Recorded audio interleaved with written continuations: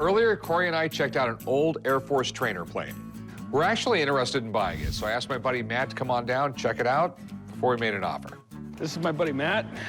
I'm a Marine Corps F-18 pilot with 18 years of experience, a graduate of the Naval Fighter Weapons School, Top Gun, and former U.S. Navy Blue Angel pilot. So, Rick, you really want to try and buy this airplane? I want to get an airplane. I'm just trying to figure out the right one. Well, the Texan's an awesome plane.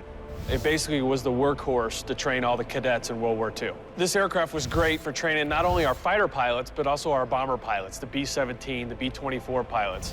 During World War II, we dominated the skies, whether that's Europe or over in the Pacific region. This aircraft helped train those pilots to get to that final step, to where they flew that P-51 or that F-4. So after this, it's ready for combat and, you know, potentially going in harm's way. You guys have any concerns? How well does it fly? Would it be good for me? Well, you know, it's a great trainer plane. I know, but you're trying to sell it to me? It is, but that tail wheel right there makes it a little difficult. So is it harder to land in one with the tail wheel? You got it. Landing a tail dragger, that airplane can swap ends pretty quickly. Where it doesn't have the tricycle gear, where you have a nose gear and two tail gear, you actually have it in the back. It's a little unstable with that. Landing a tail dragger is kind of like going from learning to ride your bike, where you have training wheels on it, and then all of a sudden you take those training wheels off. Basically, we have like no aviation skills. We're about to start school, so. You might have to start off on something a little less powerful and a little easier to fly.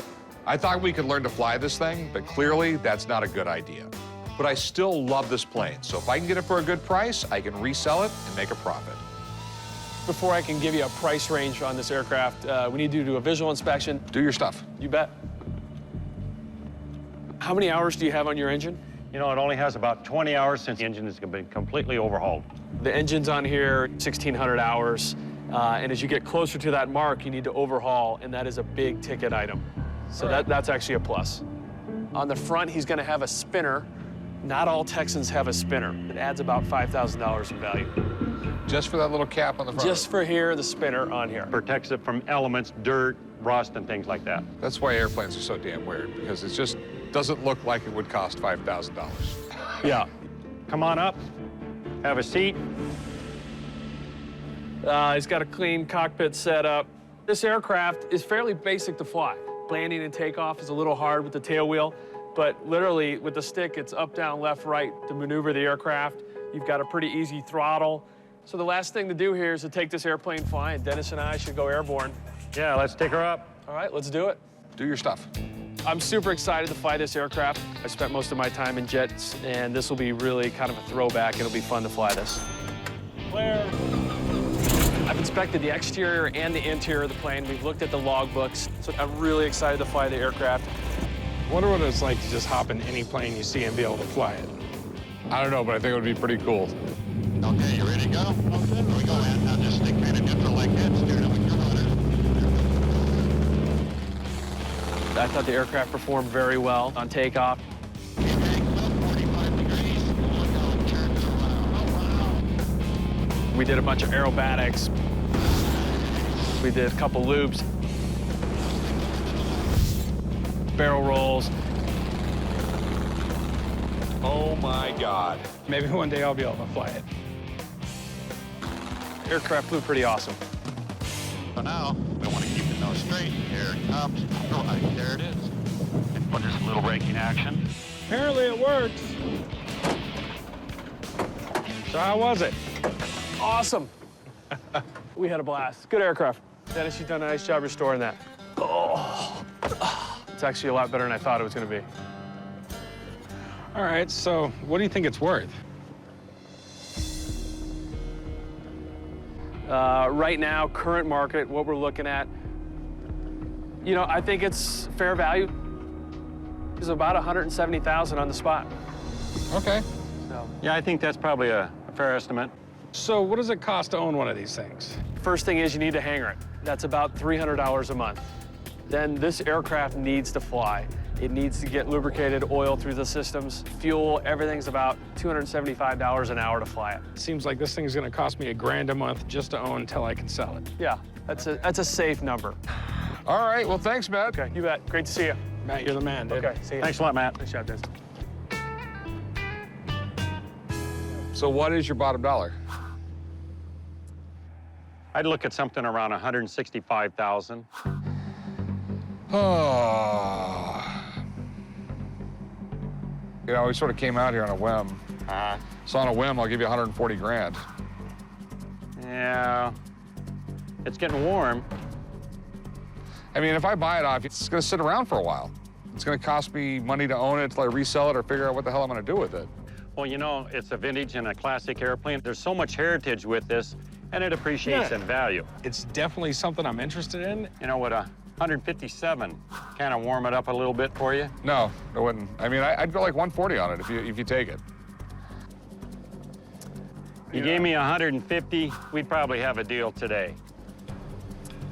Yeah. As a businessman, I will go 140. You know, if you come up just a little bit, at 145, we'd be shaking hands. I'll tell you what, my man. I'm gonna go back and do a little bit more research. If I think we can pay you 145 for it, I'll give you a call and we'll do it. But right now, I'm gonna hold you at 140. Boy, we were really close, so why don't we just think about that a little bit, and maybe there'll be a phone ringing between here and Vegas. Have a good one, man. All right, thanks a lot, guys, for coming out. I'm shocked that they didn't take the offer. I'm bummed we got that close and couldn't make a deal. But I'm glad it was me and Corey that got to check out the plane. If we had sent Chum and the old man, they would have wasted the whole day playing around. Morning, sir. Chumley, get up off your ass. Got a couple photographs of the Enola Gay and her crew that maybe I'm looking to sell. The Enola Gay was the B-29 bomber that dropped the bomb on Hiroshima. This was one of the biggest events in mankind's history. Yes, it was. Both photographs are signed by the pilot and some of the crew members. I bought the photos from an estate auction. I'm hoping to get at least $1,500 today for the photos. I don't plan on taking anything less than $500. Well, who signed it? Both photographs are signed by the pilot, Paul Tibbets. He is since deceased. The upper photo of the crew is signed by an additional 3 members of the crew plus the pilot. They're national heroes. It depends on how you look at it. Yeah, there's different views from different people, Chumley. They estimated the war would go on for another 4 or 5 years. When they dropped the bomb on Hiroshima, Japan surrendered almost immediately. This one single mission was a turning point for the future of warfare for years to come. If this thing checks out, we could have a real treasure on our hands. How much you want for it? I was hoping to get about $1,500. You mind if I send this out and have it checked, guy? I just want to make sure the signatures are right. Sure. Chum, you feel like taking a ride up to Rebecca's? Yeah, I could take a ride in there. That'd be cool. All right, why don't y'all do that? I'm pretty sure the signatures are authentic, but having a second opinion is more than welcome by me, and hopefully it can increase the value. Hey, Rebecca. Hey, Chum, how are you? I'm good. How you doing? Not bad. Nice to see you. I'm just here to babysit Chum. He can't come on his own. Well, that's all right. I like having both of you here. Looks like Enola Gay. Well, the old man wanted me to have the names checked out and just make sure that the signatures matched up. Well, why don't we go into the library and I'll take a look at it. Great. All right? Collectors are very, very interested in anything dealing with the dropping of the atomic bomb. A Paul Tibbets signature could be worth thousands, tens of thousands. You know, apparently only 3 people in the entire crew actually knew what the mission was. And the rest of the crew, they had been used to these sort of, bombing raids, but when they saw the effect of this particular bomb, which they hadn't expected, they actually said, my God, what just happened? Wow. Tibbets was, by reputation, the best pilot in the Air Force. And he actually sometimes worked as Eisenhower's personal pilot when they were going around Europe. Cool. Have you checked it for authenticity? No. Okay. It's a big risk, you know. Yes, I know. Let's see if that paid off. Looks like these were all signed with a couple different pens. Now, the date here is really significant. This is actually the date, Right. August 6, 1945, when the bomb was dropped. Signatures of Paul Tibbets that were actually signed on August 6, 1945, are worth tens of thousands of dollars. Great. Okay? The thing about this signature here, though, it is real. Cool. But it's a signature of Tibbetts from his old age. We know that because his signature changed as he got older, and this is the signature from when he was older. And probably by request, he backdated it. So with that in mind, the signatures of the crew members are worth about $100 each. Okay. Tibbetts is worth a little bit more because Tibbetts was the pilot, and you're looking at about $150 for his signature. Okay. So the total for this piece, you're looking at about $600. Okay. I guess that's everything. You think you could give us a moment? Sure. Thank you. Good luck. I'm a little disappointed in the overall value. I thought it might be worth a little more. So what do you want to do? You heard what she has to say. The minimum I'm willing to let it go for is $600. Well, usually we would say hell no. If the old man really wants it, you think we should call him up or something? Give him a call. Grandpa, Yeah. Rebecca says it's worth $600 and the guy wants to sell it for $600. Do you want to pay retail for it? Hell no. I don't pay retail for nothing, Corey. All right. You know me better than that. Pass. All right. Take care. Well, you heard him. Would you take 400? No, I think I'm gonna keep it, hang it in my house. Okay. Thanks for bringing it down. Thank you. Appreciate your time. You can't win them all, but in the end, it wasn't even worth that much. Hey, how's it going? All right, I've got something special to show you. What do we got here? It's a World War II Saco Medal Set. This is really, really interesting. Saco is kind of weird, okay? It was the Sino-American Cooperative Organization. It was an intelligence thing, so it really wasn't an official military operation. And in 1974, the Chinese government came up with a set of medals. So the weird thing about these medals is you cannot wear one of these medals on an American uniform because they're not American medals. Kind of weird, but those are the rules. I'm at the pawn shop today to try to sell my World War II Saco medals. These medals are in immaculate condition. All four of them are in the original display box given to the servicemen. I'm hoping to get $5,000. If I make the sale today, I'll pay off a credit card and then probably have a little fun with some of the money. This is like deeply cool. So World War II comes along and we end up being at war with the Japanese. Well, China was also at war with the Japanese. So the Office of Strategic Services, that's what our government had before we had the CIA. Okay. That was our intelligence service. They ended up putting 2,800 people in China that were training Chinese fighters, spying on the Japanese that were in China. I mean, it was basically 2,800 people running an entire spy network in China. So, how much you looking to get out of them? I'm looking for $5,000. Do you know if they're reissues? I don't know what a reissue is, but... Okay. With these particular medals, originally they only made 600 of them. 2,800 guys were there, and there was a lot of people who didn't get them. So, like, it was like 15, 20 years ago, they issued more for those that didn't get them. So, I mean, it's a big concern of mine. Right. I have a friend, though. He knows everything there is to know about medals. I get him down here, take a look at them. We'll go from there. Okay. I'll be right back. All right, sounds good. I have no problem with an expert coming in and looking at them because all the research I've done on them shows that they're extremely rare. Well, here they are. Told you on the phone. Saco medals. Yeah, the Sino-American Cooperative Organization. That's an interesting group. Most people have never heard of this group. When people think of Americans in China in World War II, they think of the Flying Tigers, and that's about it. This group, you know, there were 2,800 guys there, Navy and Marines. They were supposed to go in there and just set up weather stations. And then they started training guerrillas, and they were very successful at that. The estimates are that the guerrillas that they trained killed upwards of 23,000 Japanese.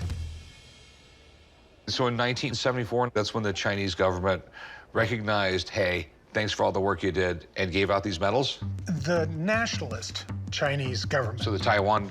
Yes, Taiwan under Tai Li, they decided that they would say thank you. And at a reunion, they made up 600 commemorative medals and gave them out at that reunion. Okay, so I know later they gave out more. Yes. They continued to give these medals out to others who just didn't make it to that reunion. So, but is this like the early medals or the later medals? I need to take a closer look. I need to take a look at the back of it and that. This one looks to me to be a modern piece in absolutely perfect shape. It is not one of the 1974 medals. It's not one of the original 600. I think this is a later production. Okay. Well, man, thanks. You're amazing. Not a problem. Glad to help. Interesting to look at. Thank you. We'll see you next time. Thanks, Ben. So what do you think? You know, there's a collector market for these, but it's like book collectors, they want first editions. Right.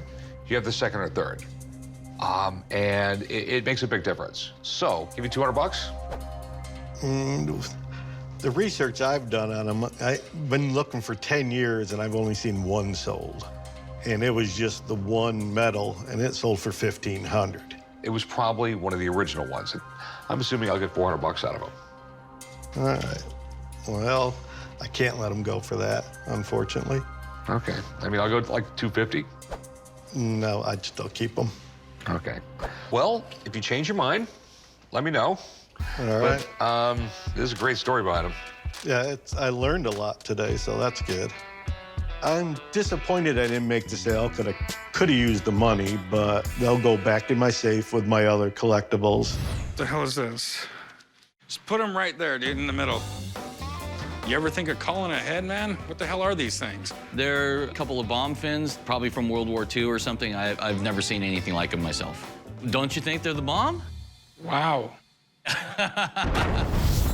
Came down to the pawn shop today, tried to sell my bomb fins. I'm not sure exactly what they're worth. I kind of will take anything at this point as long as they're out of my backyard. I mean, they look like the tail end of a bomb or something, but you're definitely missing the bomb part of them. These are just like the fins that would help guide it to where it needed to be. Yeah.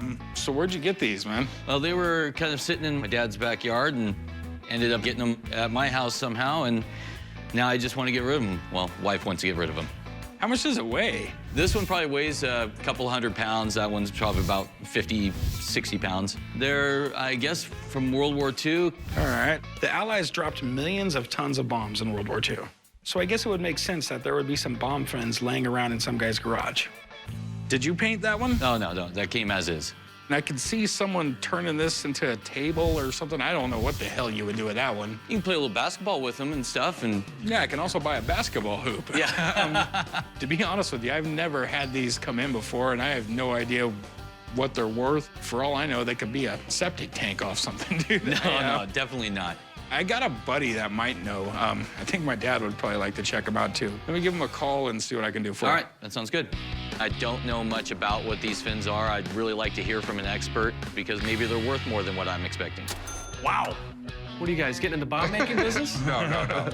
The guys usually call me down here for anything aviation or military related, and I try to come down here and answer any questions they might have. So you know what these are? I do. These are actually conical fins off low-drag general-purpose bombs. So before, in World War II, and even World War I a little bit, we would just drop the bombs out. And so accuracy wasn't there. These conical fins got put in use from Vietnam on.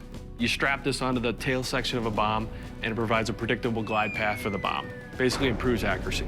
All right. It's pretty low tech. You know, today we're dropping laser-guided, GPS-guided bombs, but we're still dropping these. In 2003 in Iraq, this is what we were using. Why are we still dropping, you know, these big dumb bombs instead of the smart ones that are going down people's chimneys? You know, obviously the accuracy is in there, but it's just so much cheaper. The laser-guided bombs, you know, you can't actually drop through clouds. You know, sometimes it's easier. This one looks like it's strapped to about a Mark 84, which is a 2,000-pound bomb, and 11 feet long. We'll fly in, we'll identify a target, and basically roll in and kind of come in on a dive to improve accuracy. And then we'll release the bomb and then come off. Obviously, we want to get bomb-aircraft separation. As far as damage, you're looking about probably a 50-foot crater, about 11 feet of concrete that can go through. Wow. That's a big bomb. Yeah, that would pretty much level the gold and silver pawn shop. All right, that's good to know. You did make sure there's nothing in that thing, right? Yeah, man, obviously. Okay. It's not illegal to own these things or anything, is it? No, you know, most of them are actually serialized and we kind of account for it, but they are out there. It's not surprising, but it's not very common. Okay, so what are they worth? Believe it or not, this is probably higher value, the smaller one, just because it's got more uses. I've seen people make tables out of these. The condition's average at best. They are a little beat up. This one's been painted over. You know, it's gonna bring down the value a little bit because it's not original. You know, commercial value, probably all in, $500–600 in that range. Okay. All right, man. Thanks for coming in. Great, good to see you. Well, I was a little disappointed. I figured they'd be worth a little bit more, but, you know, it is what it is. So let's talk money. Well, I was hoping somewhere in the 1,200 range. Obviously, man, you know I can't pay $1,200 for it. I mean, I'd give you like $400 for it, man. 400 for one or both? For both. I do want to get rid of them, but I still think that, I mean, $400 is a little low. I mean, you can't go up to like maybe No. 7? No. No? The more that I look at them, the more I don't want them. They just take up so much damn room. $400 or nothing. You can go... $400 or nothing. They're cool. I mean, there's something that's not gonna... I don't think they'll sit in the shop for a long time. Would your wife let you put this in the living room? She did. Would she? She did for a little while, and that's And why then- I'm here. And that's what happens, yeah. 400 then. All right, have a good one. Right about it. Let's go do some paperwork, man. Well, I feel okay about the deal. My wife will probably be happy, and it'll be a nice dinner, take her out, and just have a good time with the money.